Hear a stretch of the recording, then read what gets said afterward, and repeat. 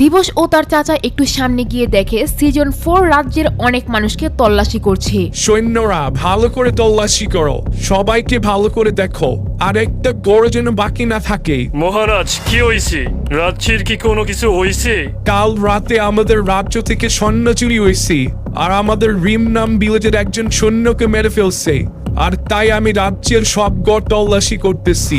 এতে করে সৈন্য যার গড়ে পাওয়া যাবে সেই আমাদের সৈন্যকে মেরে ফেলছে এবং সৈন্য চুরি করছে। সিজন 4 এর কথার মাঝখানে একজন সৈন্য মহারাজকে ডাক দেয়। মহারাজ, সৈন্য পাওয়া গেছে এই গড় থেকে।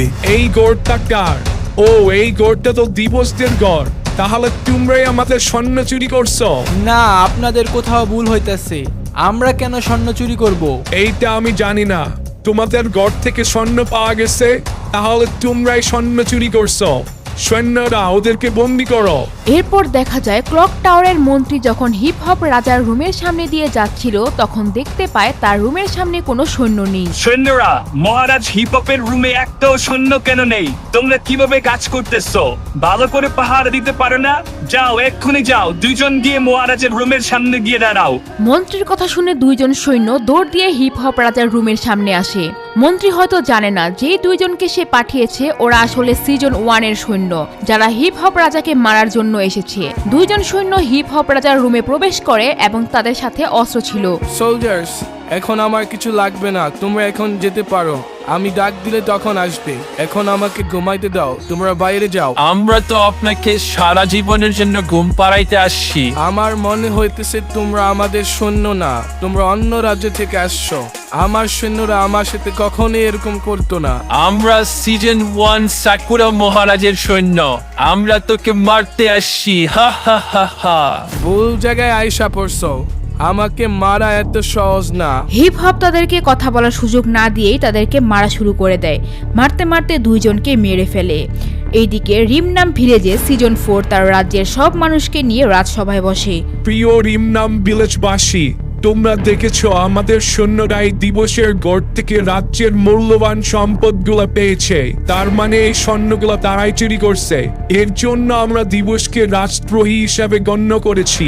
আর রাজদ্রোহীদের একটাই সাজা, মৃত্যুদণ্ড। না, আমি এরকম কিছু করি নাই। আপনারা তো আমাকে ভালো করে চিনেন, আমি এরকম কাজ জীবনও করি নাই। আমাদের মনে হয় না দিবস এই কাজ করতে পারে। আপনারা তো সবাই দেখছেন স্বর্ণগুলা দিবসের গড় থেকে পাওয়া গেছে। এখানে আপনারা সবাই প্রমাণ। মন্ত্রী সাহেব, এটাও তো হতে পারে যে এই স্বর্ণগুলা ইচ্ছা করে আমার ঘরে কেউ রেখে গেছে আর আমাকে ফাঁসানো হইতাছে। এইরকম কে আছে যে তোমাকে ফাঁসাইবে, যে কিনা রাজ্যের স্বর্ণ চুরি করে তোমার ঘরে রেখে দিবে? আপনি তো এটা ভালো করে জানেন, রাজ্যের স্বর্ণ চুরি করা এটা কোনো সাধারণ মানুষের কাজ না। তো তুমি কি বলতে চাইতাছো? কে চুরি করছে এই স্বর্ণ? কার এত বড় সাহস? আমি বলতে চাইতাছি এই স্বর্ণ কেউ চুরি করে নাই। মহারাজ এই স্বর্ণ আমার ঘরে রাখছে আমাকে ফাঁসানোর জন্য। চুপ থাক দিবস, আমি রিম নাম ভিলেজের মহারাজ সিজন 4। আপনি সেই মহারাজ যে কিনা রাজ্যের রাজত্ব পাওয়ার জন্য আপনার নিজের বড় ভাইকে মেরে ফেলছেন। কি উল্টাপাল্টা কথা বলতেছে এই ছেলে?